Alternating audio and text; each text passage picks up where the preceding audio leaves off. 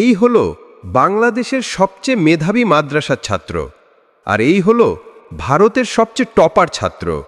ভারতের এই ছেলেটি অনেক মেধাবী এবং বুদ্ধিমান, কেউ তার সঙ্গে বিতর্ক করে তাকে হারাতে পারে না।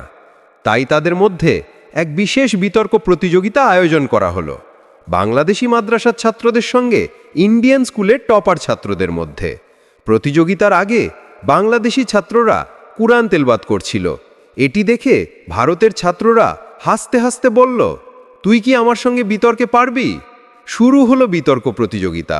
বাংলাদেশি মাদ্রাসার ছেলেটি কোরআন দিয়ে তার যুক্তি বুঝাচ্ছে, আর ভারতের ছাত্র তার বই দিয়ে পাল্টা জবাব দিচ্ছে।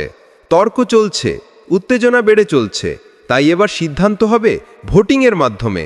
বাংলাদেশের মাদ্রাসা ছাত্রকে জিতাতে চাইলে সাবস্ক্রাইব করে দাও, আর ভারতের টপার ছাত্রকে জিতাতে চাইলে লাইক কমেন্ট করে দাও। দেখি কে বিজয়ী হয়।